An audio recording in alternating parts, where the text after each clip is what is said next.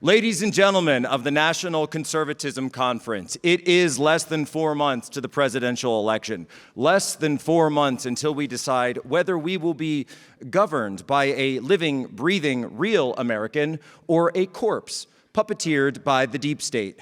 Less than 4 months until we have the opportunity to seize the arc of history and bend it, yes, towards justice, not social justice or woke justice, but real justice for the people who stole the American democracy. Less than 4 months standing on the doorstep of destiny before we storm its gates. And as we stand here today, we are on the precipice of founding a new West. And I will lay out my vision for that in a moment. But I want everyone in this room and within the sound of my voice to consider the stakes. Steve Bannon, President Trump's former chief strategist, is now a political prisoner. Peter Navarro, President Trump's former economic advisor, is now a political prisoner. Numerous J6ers are political prisoners, and the regime is now trying to make President Trump himself a political prisoner. With stakes such as these, we cannot falter. We cannot hesitate. We must act. This is a no-fail mission. We have no choice. We have no option but victory. And may the sword of St. Michael defend us. I don't know about you, but I will come home with my shield or on it. We are not the Christians who will be fed to the lions. We are the Christians who put on the full armor of God to march into battle against Satan and all his works. Now, before I begin, I'd like to address the people across town just now. The globalist world order is having their summit in honor of NATO. Now, that's an interesting word, a globalist summit, as if to imply that they are at their highest point. And you know what? They are. Because as sure as I am standing here today, President Donald J. Trump is waiting in the wings, and when he assumes office again, let me tell you, the globalists and their entire regime will be smashed to pieces and scattered to the winds.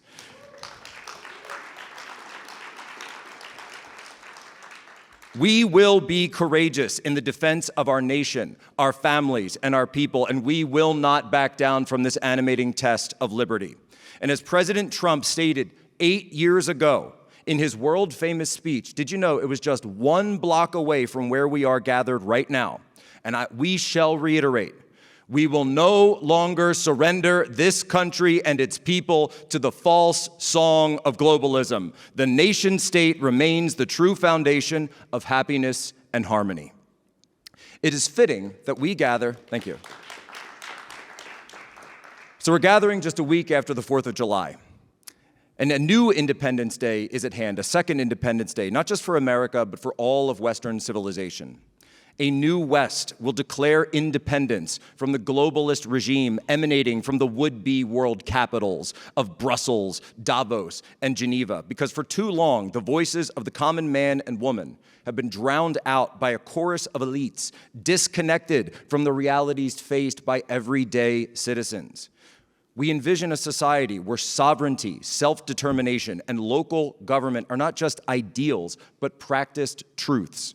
By reclaiming our economic and political autonomy, we will aim to build a prosperous, safe, and strong future together with our families. We are going to unite in this endeavor, confident in our ability to create a world where we are free from the wasting disease of neoliberalism. Together, we will forge a new West, free from the shackles of globalist agendas and dedicated to the well-being, safety, and liberty of all our citizens. Bukele in El Salvador has shown us that we may be free of violent crime. Milei in Argentina has shown us how we may be free of permanent bureaucracies. And Viktor Orban has shown us that it is possible for nation-states to once again chart their own course through history. We owe all of this to the strength and courage of Donald Trump and his movement that showed us that there is a way forward and a true path for the populist nationalists of the future, representing the interests of the common people for all races, colors, and creeds. Now, you may have heard the phrase that the president is the leader of the free world, and so he is. Would you like proof of that? Well, just take a look down the road here at our current president, who is rotting palpably before our eyes. And because as a fish rots from the head, surely the free world is rotting as President Biden is. We don't have to accept that. We can save Western civilization this year. We can and we must. Now, if you doubt that, look at the results from the past few elections in France and the UK the last couple weeks. But Jack, the midwits might say, the right lost those elections. Oh, did we? Because that's not what I see. What I see is a globalist establishment getting desperate. Look at the UK. Labour won with a vote share only a couple percentage points higher than when they got crushed under Jeremy Corbyn. They only got 1/3 of the vote.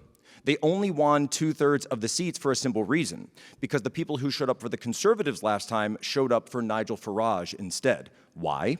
Because Nigel Farage means it when he promises them a country without illegal immigration, woke education, and transgenderism shoved down their throats. The Conservative Party, on the other hand, campaigned against all that and then gave it to them anyway. Because the conservative Tories, like the pre-Trump Republican Party, are nothing more than a sclerotic faction of woke capitalists who pretend to care about actual conservatism whenever they need to win, but of course, whenever they govern, they forget it. The people caught wise, so they removed them from support. Nigel Farage will now speak for 50% of the British public, and the entire British establishment will realize that before long when Keir Starmer is forced to face him in the House of Commons. And just like with Joe Biden, it may take several years of leftist hell before the British people finally get a conservative governing majority that actually represents them and is determined to win and deserves to win. This is what we are seeing. This is the rise of a populist nationalist supermajority. And as for France, well, when I look at them, do you know what I see? I see 2022. Let me explain. This is a coalition of leftists and neoliberals desperately gluing themselves together to try to keep the actual emissaries of the people out of power.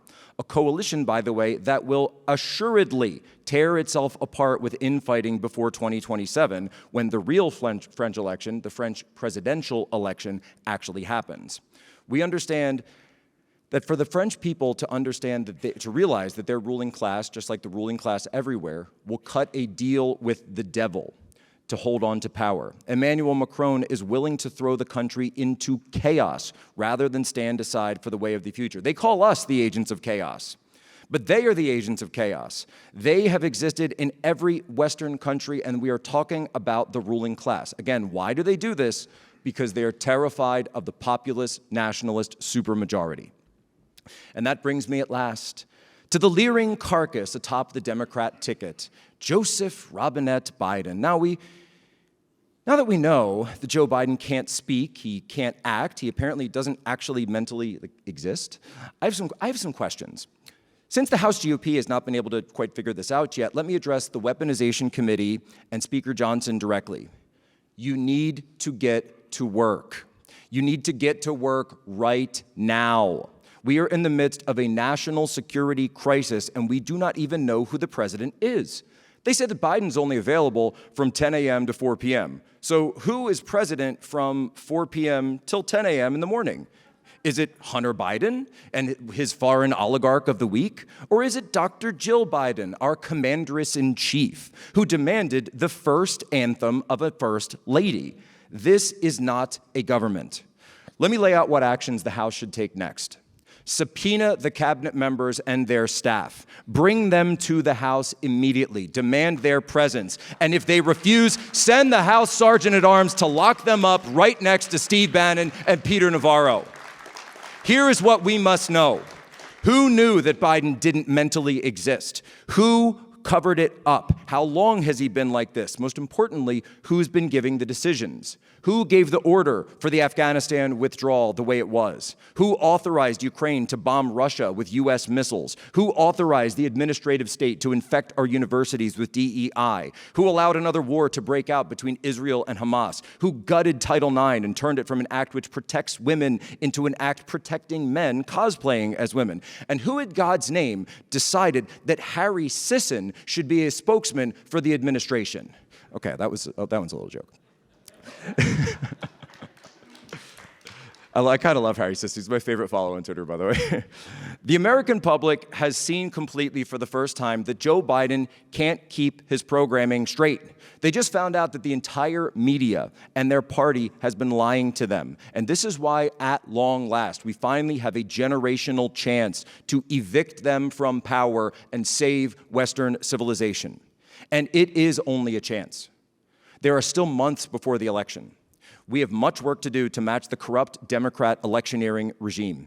We may be able to see our way home, but there are miles to go before we go to sleep. Now, I want to say something here very directly to Speaker Johnson and the House GOP. The SAVE Act must be passed to prevent illegal immigrants from having any role in federal elections. These measures must be taken with the utmost importance, and federal funding, which currently runs to September 30th of this year, must be upheld if that act is not passed. Speaker Johnson, this is your moment. The strongest power the House GOP wields is the power of the purse. Speaker Johnson, hold up all federal spending to block illegal immigrants from being able to influence or interfere in our elections in any way. No matter what the Biden White House or the media or the establishment squishes say, whatever names they call you, stop them, Speaker Johnson, and you will go down in history as a hero. This is the time to stand and deliver, and delivery is on order. Meet the moment. September 30th is our last chance. The hour is appointed to wield power before the election, and it's time to act now. Now, I want to be very clear. This election is in no means by the bag. I've seen the headlines, but no. Trump's polls, sure, they look strong right now, but polls are not ballots. And I will not be resting until about, 3 a.m. on election night. Every person in this room has to get ready for that moment as well. You must adopt the 3 a.m. mindset. In the 3 a.m. mindset, we prepare now for that moment. In the 3 a.m. mindset, we are working backwards from 3 a.m. on election night. So what will you do between now and then? That's all that matters. Are you getting involved? Are you registering voters in swing states? Are you banking and chasing elections with Turning Point Action and Scott Pressler? You may not have the ability to start a social media platform. Maybe some people in this room might, like Elon Musk or Donald Trump, but you know what? You've got a backyard. You've got a barbecue. You've got a group chat. You've got friends and family in those states. And let me tell you something. If Steve Bannon can walk into the gulag courageously as a symbol to us all, then you can have the courage to send a text to your contacts list about voting in 2024. We don't have time for games. And by the way, this is the National Conservatism Conference. We have to talk policy a little bit here. Let's say, for sake of argument, we win in November. So even then, if we win the election, we still have a chance to save Western civilization, but it is no sure thing. We have to not only campaign effectively, but govern effectively. And if we are going to chase the communists back into their urine-soaked faculty lounges, we must learn the lessons of past anti-communist revolutions. Foremost among them, and I've heard a lot of people say it here this week, the law of absolute reciprocity. Do unto others as they do unto you. That which is done to our side must be visited upon theirs. For too long, conservatives have only cared about principles, but not about power. If you have power but no principles, you are a tyrant. When you have principles but no power, you are delusional. I am not talking about power arbitrarily. I'm talking about due justice. I am talking about exact reciprocity. And we've seen this from time again. During the Cold War, we understood atomic diplomacy. Might be seeing a little bit of that atomic diplomacy right now with these Russian nuclear subs off the coast of Miami. Because this is what happens when all negotiations break down. Well, let me tell you something. Negotiations with a left such as this is not an option because we don't negotiate with terrorists. If they are going to hold J6 investigations to target patriots, then we will hold investigations to identify the neo-cultural Marxists in seats of power all across Washington. I seem to remember a senator from Wisconsin telling us that communists were infiltrating our government. And you know what? He was exactly right. We don't negotiate with globalist neo-Marxists. We don't negotiate with the political version of an autoimmune disease. In word, ladies and gentlemen, and taken from the title of my new book, we don't negotiate with unhumans. Because that's the stakes of this battle. Humanity versus unhumanity. Populist nationalist versus atheist Marxist globalists. Strength, beauty, and genius versus weakness, ugliness, and stupidity. Civilization versus barbarism. Crime and chaos versus law and order. Now, I know that some of our libertarian friends might be itching to shout, well, what about freedom? What about our right? No, guys. Ladies and gentlemen, this is the National Conservatism Conference. And as national conservatives, we understand that law and order is not the enemy of freedom. Law and order is the only thing that makes freedom possible. We come to restore order, not to knock it down. And we do that because we understand that when civilization ends, the result would not be some anarcho-capitalist Ayn Randian utopia where the residents of Galt's Gulch emerge and lead us all into a perfect society of the self. No. Government collapse would produce a despotism because it always does, where the Hank Reardons and the Dagny Taggarts and the John Galts of the world will end up as anonymous bones at the bottom of freshly dug mass graves once the shock troops of the regime unhumans find them. In other words, every ideology which counsels us to eliminate our power in order to create some fake barrier against the left, seizing it back when they inevitably use our abdication to do so, we have no use for them. We have no need of these barriers, and we will not be swayed by those who sleep under the shield of safety that we provide and then complain of its existence. To restore freedom, we must restore order, and we will. Because, ladies and gentlemen, let me ask you for something about France. Think about this. Do you think the people in France actually voted for the communists and this crazy National Popular Front that's gotten into power? No. They didn't vote for that. They voted against the right. What they voted for is nothing, which is exactly what today's globalists, whether of the neoliberal or Marxist variety, stand for. Nothing. Liberalism itself is Joe Biden. A senile, selfish remnant of a failed world order, which destroyed Western economies on hordes of invaders, sacrificed Western thought to its most freakish malcontents, and which tries to supplement Aristotle with anti-racist baby. And just like Joe Biden, neoliberalism has no juice left in the tank. Like Biden, it is dying. Its only heirs are crackheads and degenerates, and at the last judgment, its name is not Legion, but loser. Let me tell you what we're for. I see on the horizon the dawn of a new chapter as we embark on a refounding of what I'd like to call the New West, a vision not of a sprawling global empire, but of a collection of nation states working in concert, drawn together by shared culture and common values, Greek philosophy, Roman law, and the values of the Holy Bible. This is what we mean when we say Western civilization, not globalism. The New West will chart a course that respects the sovereignty of each nation while understanding and preserving our unique characteristics. The New West will not seek to impose its will or act as the world's police. Instead, we will focus on nurturing strong relationships around the world and around hemispheres. Our commitment to this vision must be steadfast. We believe that each nation state within the New West has a unique cultural heritage that must be preserved and celebrated. We recognize that the strength of our collective identity lies in the richness of our individual cultures. To that end, we will implement policies that respect and uphold our national character, and this includes regulating migration in a way that preserves our cultural identities and our social fabric.